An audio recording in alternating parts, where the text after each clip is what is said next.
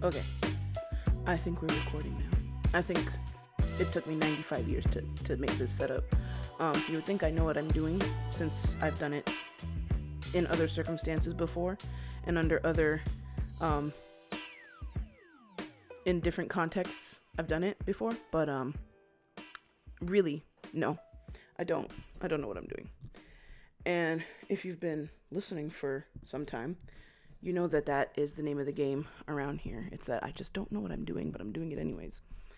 As you can see, we're doing this for the first time with video, and I don't know how I feel about that quite yet, but it's the choice that I've made, and we're gonna follow it through. At this point in our lives, we're just gonna continue and see what happens. I'm looking right into the camera lens because I heard that that's what you should do. But since when do we do the things that we should do? Never. Since never. It took me like I said, like 95 years to get this setup going because I was, fixing the camera stand. I was remembering how to set up the audio because I don't know if you've noticed, but it's been a couple of weeks since I actually, put anything out. And that's just because I haven't been able to be in my little studio room here for the last couple of weeks. The reason for that being numerous. We'll get into all of that. We'll definitely get into all of that. I just messed with the gain a little bit there. Because why not? Sometimes, that's just how I feel. I feel like I should just turn a knob or something. Okay. We're going to try to relax a little bit. We're going to try to, just settle into the moment, into what we're doing. And how are you guys? How's everything going there? Good? I hope it's good. I hope that you've had a lot of peace so far in your week, or your last couple of weeks, really. I hope that you've had goodness in your life. I hope that a lot of positive things have happened to you. You've had positive experiences. I've had positive experiences. I'll tell you a little bit about those. But first I want to get into the fact that, I wasn't around for a couple of weeks, or haven't posted anything at least for a couple of weeks. And if you've been following this, you potentially noticed that. The reason for that is that I finally bit the bullet and I got myself a second job. So right now I'm working full time at a church, and I'm in youth ministry there, and I love it and it's great, but it's not paying the bills. And one of the reasons that it's not paying the bills is because I find myself these days in some very serious debt. And that's simply because when my life took the nosedive that it did last year, right around this time, we're just rounding the corner on a year since, my life took a dump. But we get into the upswing, right? There's always a positive. There's always a light at the end of the tunnel, as they say, and it's not always a train. But yeah, so, in a little bit of debt, trying to pay off that debt. So I, have been paying that off little by little, but, it's taking substantial amounts of my income in order to do that. So what I decided to do to offset it was to get a second job. And so I started working at a little music school. And it's interesting to me because I've always taught lessons in some regard. Like, after age 20, 21, 22, I started teaching piano lessons just kind of by the by. It happened, and I got exposure to that, dealing with different kids from like church and the community and everything like that. People who I came in contact with, they would be like, oh, can you, do you teach, this and that and the other? And I was like, yeah, I teach, so I got my feet wet a little bit in terms of teaching, in that regard, but I've never taught in a school sense before. But this little music school was hiring.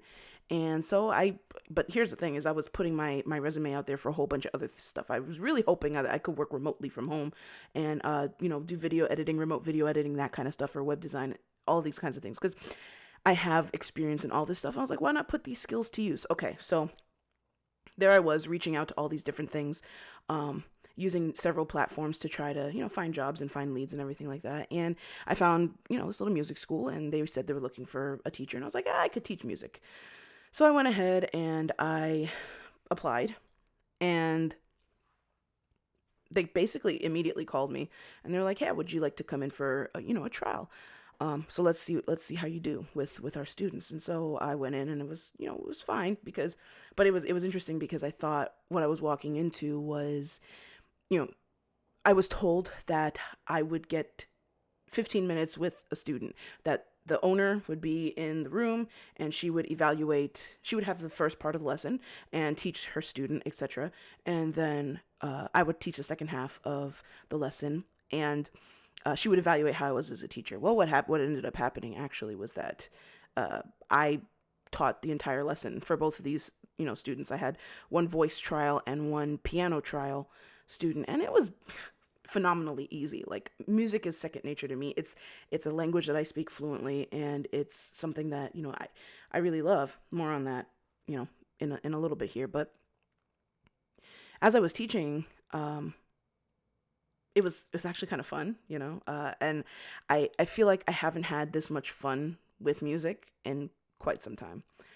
So basically, long story short, she liked my style. She liked my teaching style. She said that, she liked that I was a little bit of a stickler. Smacked the camera there for a second. She liked that I was a little bit of a stickler for certain things. She liked my style of teaching. She liked that I was a little bit strict in terms of making sure kids are on the right tempo, on the right notes, using the right fingering, this and that and the other. All the little nitpicky stuff. And I like it too, because I respect music. I respect it so much. I enjoy music. I understand the sacrifice that it takes to really get into learning notes, learning tempos, rhythms. And then I got a whole new appreciation of music when I actually studied it in school, especially vocal music. There you begin to get exposed to the concepts of, what did the composer intend for this piece? Why did he write that line that way? Where, like, you learn to analyze it, and you learn to appreciate the efforts that somebody else took to create art.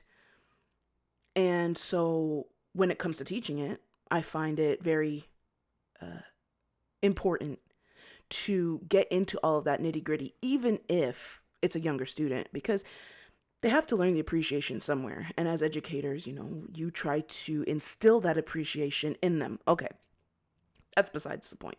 But I really respect music, but I haven't enjoyed it in a long time. This is what I learned about myself, is that I hadn't been enjoying music, even though for the last 7 to 14 years of my life, there has been a great emphasis on music in all of the things that I've been doing, whether that was in ministry, or whether that was in work, whether that was in side projects that I had, or lessons that I've taught. Music has been a big old cornerstone in the building of my life, in the construction of my life, And a lot of people take that for granted about me, or have taken that for granted about me. I can't blame them for that, because it's a very, common, it's a very, what's the word I'm looking for? This happens to me sometimes where I can't remember the word that I'm looking for. And I think that's because either A, I'm getting old, or B, because I have trauma brain, or it could be a number of other things. But that's a very common, perception to fall into about me. Is that because I'm involved in all these things, I must love it so much, and this and that and the other. It must be my whole entire personality. Okay. That's all fine. That's all well, and that's all good. It has been in the past a big part of my personality and everything like that, but it wasn't all of who I was. And I think that the rest of who I was getting stifled because of this emphasis that everybody else was putting on music in my life. And so that soured my enjoyment of it. Had a really bad taste in my mouth for it. I think the last time that I truly enjoyed music, in, let's say, the last 10 years, was when I was actually in school, and I was performing in choir and performing solos for recitals and that kind of stuff. I think that was the last time I truly enjoyed music, because everything else was just utilitarian at that point. People would call me to provide a service, and I hated that. I don't know. It became so mercantile. I'm just this traveling bard or something like that, and I just, I began to feel quite used in the way people treated me in terms of music. Okay, so I haven't been having a good experience with it so far. I mean, with like I'm giving you the like the backstory of where I was and how I was feeling, but I hadn't been experiencing much joy in my performance of music, and so what ended up happening was I didn't like it anymore. I thought it was a chore. I didn't like that, and who would like that? Who would like that kind of thing? Nah, nah. So getting this job and working with these kids and just getting back to the basics. Oh, and there's that theme again. A few episodes ago, maybe the second episode, I don't know, you can go back. The episode's actually called Back to Basics. But like that was something, like there it is. There's that theme again. Like going back to basics, but teaching these kids the basics of music, like, okay, this is a quarter note. This is the timing of a quarter note. This is a whole note. This is how this is played. Even like violin, they have me teaching violin, which I haven't touched in easily a decade, maybe two. Yeah, maybe 2 decades. I don't know. How long have I been alive? 34 years. I don't know. I don't know when the last time I touched a violin was. Actually, I do. It was yesterday. Yesterday? Monday. It was Monday. Monday was the last time I touched a violin because like I had to teach the student how to do something on violin. But that's besides the point. Prior to that, I have no idea when was the last time I actually touched a violin. But the love of it came right back. Being able to teach these kids and show them how to do things and show them how to create and evoke sound and make something that sounded good and beautiful. There's a lot of thrill in that, and there was a lot of emotion in that, and I found myself feeling rather happy. So I've been at this job now for 2 weeks, and it's been quite a different experience from many of the past jobs that I've had, especially my ministry jobs. Ministry in a lot of ways can feel daunting, and it can feel heavy, and it can feel like you're just giving, and not receiving anything in return. But I'm finding that in this venue or this avenue of working, I'm getting a lot. Even though I'm giving a lot, I'm getting so much more. I'm getting to interact with these kids who are just so excited about the thing that they're learning. I'm getting to interact with parents who are actually supporting their kids in their artistic endeavors. I had this one little student, and she's like a little voice student, and she wanted to sing, and so her parents are in the room, and she's singing away, and I'm teaching her like do re mi blah blah blah, all this kind of stuff. And the dad is just like gazing at her with just this love and admiration in his eyes. And it was just the most beautiful thing I think I've like ever seen. Like a man like just emoting just so facially and with his expression and everything, just adoring her. And I was just like, wow. Look at this dad. He's just not even ashamed. And he was like getting into it too, like pretending to like play the guitar along with her and stuff like that. And that just lifted my spirits. It gave me so much joy. And I got to thinking, because, I'm always prone to thinking about things in a very spiritual sense or in a spiritual aspect. But I got to thinking, like, is that not the way the Father looks at us when he sees us delighting in something that we enjoy? That's what gives him joy. He sees us really thriving in the thing that he made us to do. And he's just looking at us like, oh my gosh, this is the best thing ever. I love that. That's what I saw on this Father's face. And it was just so affirming and life-giving and beautiful and positive. So I'm glad I have this job. I'm glad I have this new job. And I'm glad I'm a little bit more busy these days. But what's happening is that some things have to kind of take the back seat a little bit. Unfortunately, right now, it does seem like that's going to be the podcast, at least for a little bit. I don't think it's going to be like this forever. And I think that on some level, I only mean for this job to be temporary until some other things change in my life.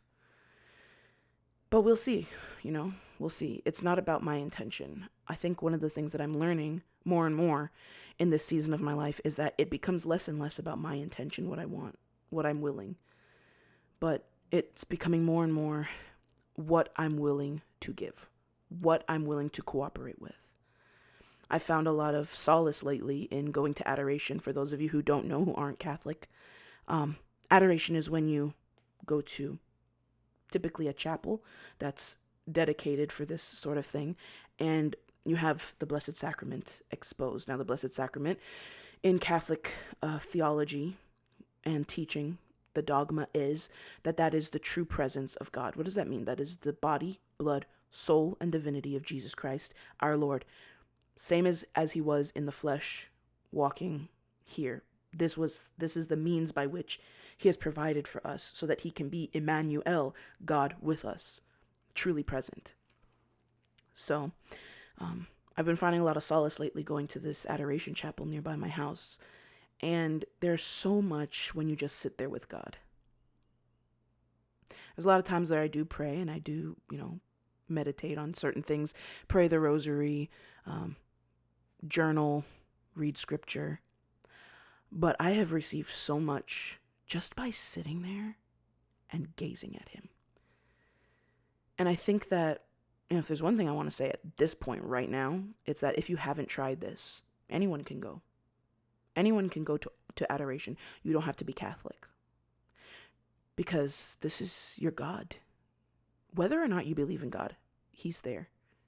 He's truly present. He's there. And he's waiting for you. And he wants to meet with you. And he wants to help you and instruct you and heal you and have a conversation with you and have a relationship with you. So I've been finding a lot of solace in going to the chapel and just sitting there with the Lord, and he's taught me so much. In just that silent interaction, he's taught me how to listen better to him, how to listen better to myself. So much of the spiritual life is about your internal environment, what I like to call your internal environment, your mind, your emotions, your feelings, the things that you're experiencing.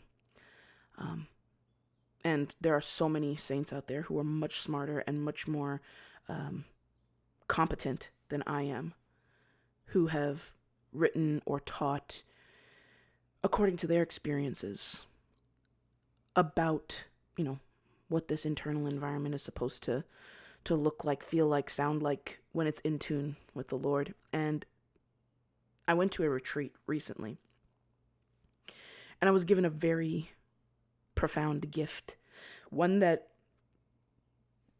I think I haven't really had in this fullness before, or in this capacity before. And the gift was a true and honest desire to take my faith seriously. Now, people who may know me may be like, "Oh, Martina, as long as I've known you, you've been talking about God, and that's all you want to talk about, and that's all you ever care about, and this and that and the other, and it can get kind of boring, it can get kind of frustrating." That's all very true. That's all very true. But in all honesty, a lot of that was pride. And a lot of that was my need and my desire to be right about my beliefs, because of my control, like if I can be right about something, if I can get everything exactly right and have all of the knowledge, all of the comebacks, all of the details just right and just perfect enough, then I'll know that I'm good. I'm right. I'm secure. And nothing can touch me. But that's not love of the Lord. There's a very big difference between wanting to be right all the time and truly desiring holiness. And I think that that's what God gave me, an increase in piety, an increase in the desire to be holy. Oh, let's look real quick. Let me make sure that I'm telling you what piety is correctly. Okay, come. Spiritual gift. Spiritual endowment that fosters a filial affection and reverence for God, inspiring individuals to worship and serve him with love and devotion. Okay, yes. So I would say that I received an outpouring of piety, because I feel like my devotion has definitely increased, picked up. It's swelling up within me, like it's bubbling over. It's probably one of the strongest desires I have. And one of the strongest, and within that strong desire, an even stronger desire, is to do whatever he tells me. But in order to do whatever he tells me, in order to hear what he's telling me, I need to just quiet, be still. So often I hear people quote that Bible verse, the Psalm 42:6, I think. I don't know. Somebody can correct me on that. Or I'll correct myself later. Who knows? Be still and know that I am God. Yeah. Do you know how difficult that verse actually is to apply in your own life? To be still? We have such a complicated relationship with stillness, with calmness, with just being. And this is the number one command that God would give us if we want to hear from him. Be still. Because he's not going to compete with anything else. His desire is for you, you see. But he's not going to fight for your affection. He's done everything he could. He's done everything he will do. He's done the utmost. There's no thing higher that he can do, or no thing greater that he could do than to sacrifice himself for you and for me, right? But all he asks of us is to take that time to be silent, to be still, to listen, to engage with him in that way. And so he's given me this gift now, finally, after 34. Okay. We had a little bit of a technical difficulty there, but what can I tell you? This is life, man. What was I saying? Pride is not love of the Lord. It's not anywhere close. By the way, like when I had to like I had to unload the memory card there. I can't even talk. Oh my gosh. How do I want to run a podcast and I can't even like think of words? I feel like Moses sometimes. God told him, go to Pharaoh and you're going to do this thing. And Moses is like, Lord, I stutter, my tongue is like, blah, blah, blah. I feel like that a lot because I feel like it's very close to the truth. I feel like I do not have the articulation that I once had. I used to have a really good articulation, really good ability to just think of what I wanted to say and say it. I used to be very good at that. Now, not so much. I don't know. I stumble over words. I can't think of things I want to say. All kinds of stuff happens. Anyways, so I had to empty the memory card on my camera because it was full, obviously. And I went ahead and I watched the footage. And I was just like, my face is so like shiny. I'm just like, man, you can see all my moisturizer and everything. Like, I'm looking tired. You can see all the blemishes on my face. But you know what? Do you want to know something? That's okay. That is so okay. I'm on a quest to love and accept myself how I am. Because I am as God made me. I've started saying that quite a bit, to anyone who would listen. I am as God made me. And it's time for me to accept that as good. Because God made me good, right? God made you good. God made all of us good. Not just good, very good. Very good. So, I am as God made me, and that is, in fact, very good. Where were we? We were talking about pride not being the love of God, and how I feel that the love of God has been poured into my heart. The spiritual gift, right? Not just, oh, I love Jesus so much. No, not just that. But the desire to be holy, that has been given to me in some compounded way, which I've never had before. And it's become a big part of my reality. And this is not like something I'm saying out of pride, or it's something that I'm saying out of, oh, look what God did for me, or bragging. I'm not bragging. I'm in awe. Quite honestly, I'm in awe of the change in myself. And I want that change to be obvious. I find myself praying, Lord, give me more of this so that this change in me is obvious to anyone who looks at me. And I don't feel like I'm at that point yet. The longer you live, the more you realize how poor in spirit, you truly are. And that's the beauty of it, because one of the things that God says, blessed are you about, is blessed are the poor in spirit. So, I give thanks that I'm realizing my own poverty of spirit, my own lack, my own need, the fact that I myself am so deficient and I have nothing. I have nothing. What do I have to give God? Nothing. And I keep going to him and I'm saying, Lord, I need more. I need more of you. And he never gets tired of hearing, I need more. I think as a minister, this is very pertinent in our lives or in lives of other ministers. You can need so much. You need more volunteers. You need more people to support you. You need more support from your pastor. You need more money to fund that thing. You need. And you keep going and you go to these people and you say, I need. And they get annoyed. They get frustrated. They say, all this church wants is money. All you guys want is this. What are you doing for us? This and that and the other. Everybody's all like up in arms because you're saying, I need. You're expressing your lack, your deficiency. You're expressing you don't have that thing. And they're getting upset with you. And I just find it incredibly amazing and incredibly comforting that anytime I go to God and I say, God, I need more. I need more strength. I need more grace. I need more ability to hear your voice. I need to desire you more. I'm desiring to desire you more. Give me more of a desire for you. Give me. That's all I say to God sometimes. Some days I'm just like, give me. He never gets tired. He never turns me away.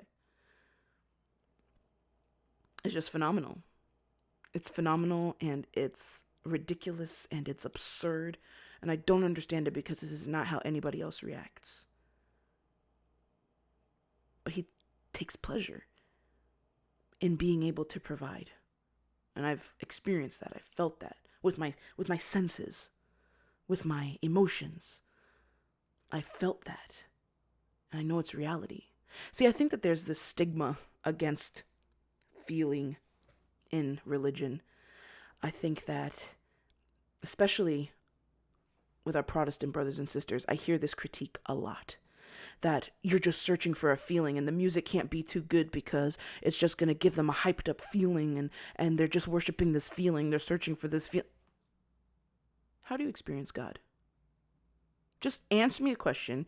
How does one experience God? How is one supposed to experience something that is ineffable, outside of your realm of reality, cannot be seen, cannot be felt physically, cannot be tasted, well, unless you're Catholic, tasted, touched, heard?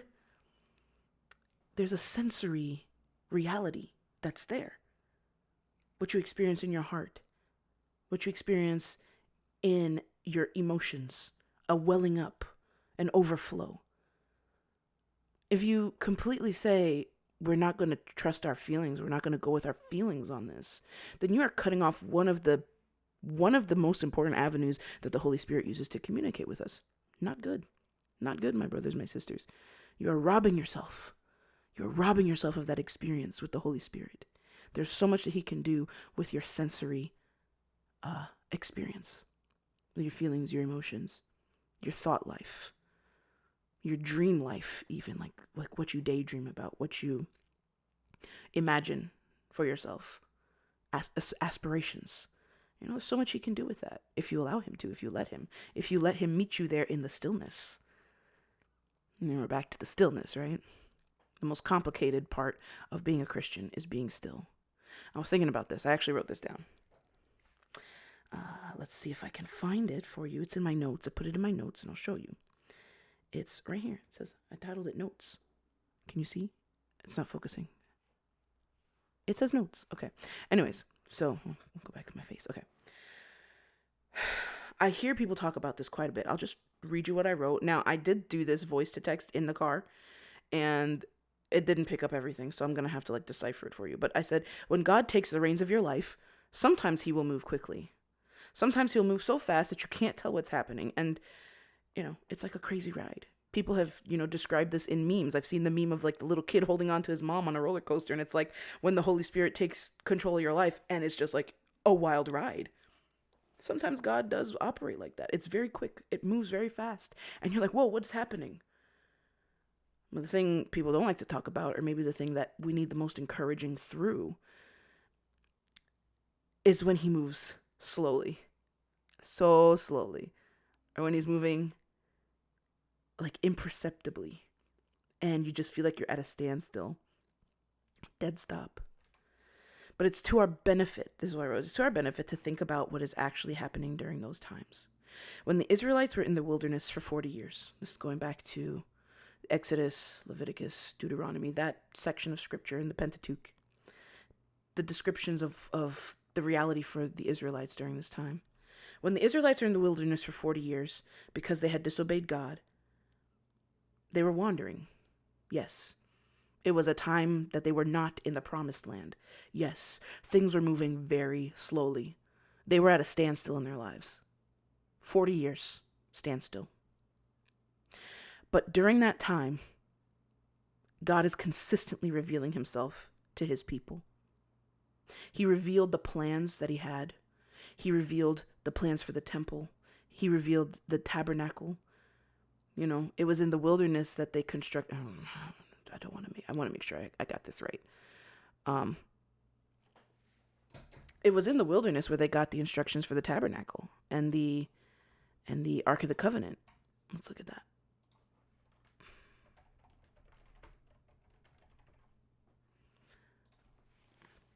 Ark of the Covenant, sacred Ark of Judah, after the exodus from Egypt. Shortly after their exodus from Egypt, so they had not.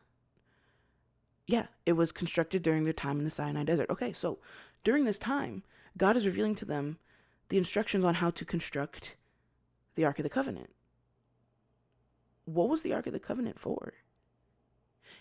It contained the mercy seat where the presence of God dwelt among his people. And he was Emmanuel, God with us. Like, these are the realities. That it's in that stillness, in that quiet, in that time where nothing else is going on in your life, that God is wanting to reveal himself to you more fully. He's wanting to build that relationship, have that conversation, build that communication.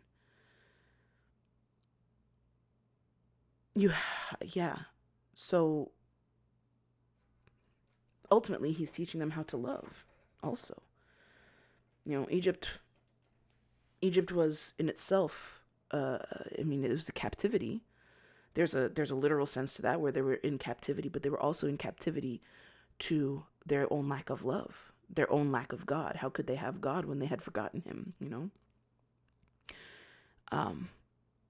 So in a sense, he was teaching them how to love each other and how to love him, how he wanted to be loved, how he wanted to be revered, respected, worshipped, all of that. And he paid the price for that. He got them out of Egypt for that purpose. So, I can see this parallel in my own life. I was in a captivity of a sort. This is last year around this time. In a captivity with the work I was involved in a captivity with my mindset, in a captivity with relationships that I had, in a captivity with a whole lot of things. And there was a very, very painful separation that had to happen. Very, very painful. It's like killing the firstborn of my life. My ministry, the music, the things that I had built with my own two hands, friendships that I had had for years. Separation. Had to cut it away. Killing off that firstborn. And I had to pass through that. I had to pass through that wilderness. I had to wander. Whole year. Had to wander. What am I doing? Where am I going? What is the purpose of my life? What is the purpose of anything that I'm doing? But in that time, slowly, with very deliberate steps, God was revealing himself to me. He was allowing himself to be seen by me, to be experienced by me. And even when I couldn't understand that's what he was doing, what it did was it caused me to seek him out more. Lord, what are you doing here? Like, do you even care? What's going on? All of that. And so here we are. Here we are, and we are approaching the promised land. I don't even think I'm not in the promised land. I feel I won't truly be in the promised land until I end up in heaven. That's my promised land. But I'm very, very close. I'm in the outskirts somewhere. Because I feel that he is truly in my life and in my heart in a way that I've never experienced before. And it's good. It's very good. So this is not at all what I had planned to talk about today. We went from talking about music school and what I'm doing that, rediscovering those kinds of things, and now we're talking about my spiritual journey from past to present. But ultimately, I think I want to share this. I think I'm the happiest I've been. Can you hear those sirens? Probably. I'm going to try and fix that in post, but I think what I'm trying to say is that I feel the happiest that I've been in a long time. And that is without anti-anxiety meds that I've been on. That is without therapy, which I've had and which I have pursued. That is with sitting in the stillness and the silence and waiting for God, waiting for him. Like, there's a waiting that happens. And it's difficult. It's very difficult. So I've had my share of hardships, and I'm not saying that if you find yourself in this position that any of those things that I mentioned, anti-anxiety or anti-depression meds, therapy, I'm not saying any of that is bad. I'm just saying that was not the will that he had for me at that point. But I'm the happiest that I've been. I've come through a lot, and I think it's a beautiful thing. And this is kind of what I wanted to talk about, actually. It's that if you want to experience the goodness of God, you have to be willing to experience the badness in life. The pain, the anxiety, the depression, the problems. And you have to take that badness and you have to give it to him. And you have to say, Lord, I don't know what to do with this, but you know what to do with this. You know how to make this good. And he does, and he will. And he'll bring you to that place where finally, I didn't do anything. I didn't do anything. In fact, anything that I did try to do only made my situation more complicated, unbearable, confusing. Any decision that I made on my own. But when I just decided I'm just going to take the next best step and be consistent about that. I'm going to go to the job that he's given me. I'm going to put my all in there. I'm going to take the next step. I'm going to continue to go to mass, continue to go to the sacraments. I'm going to deepen my prayer life. I'm going to do this. I'm just going to do the thing that just comes next. And I'm going to try and do that right and well. And suddenly I find myself in a place where things are good and beautiful. And though I'm poorer than I've ever been. Actually, no, this is the second poorest I've ever been. There was a time where I didn't have a job at all. But though I'm in lack, in a state of need, I know where I go. I know where I can go. I need this, Lord. I need this, Lord. I need this, Lord. So, and he's been providing. He's been very faithful to me. And I guess I just wanted to share that, and who's going to stop me from sharing it? Nobody, because it's my show. It's my podcast. And it's what I want to share. It's what I want to talk about.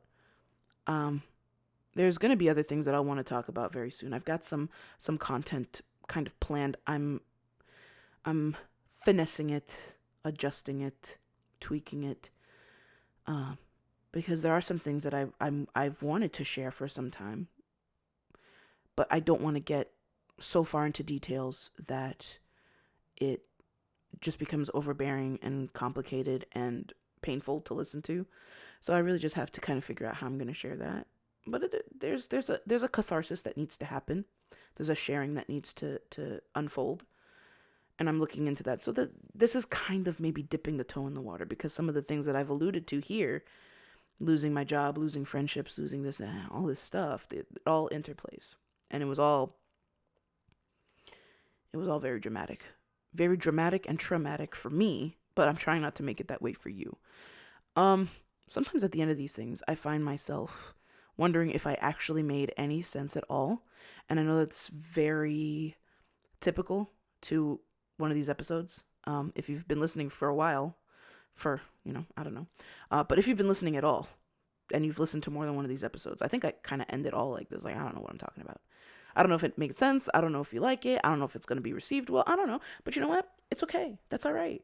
It's fine. It's fantastic because life is good now. And life was even good when I didn't think it was good. And it's good to be with you. It's good to talk to you. It's good to keep you company. I like it. I enjoy it. If you're listening to me in the car, if you're watching me on your phone, if you're sitting in bed scrolling and it just popped up on your feed or something, I'm enjoying this time with you right now. I think that it's important that you know that you're worth spending that time with. You're worth talking to. You're worth helping. You're worth loving. I just like that, you know? I think you're pretty cool people. I think I'm pretty cool people too. We can be pretty cool people together. And that's okay.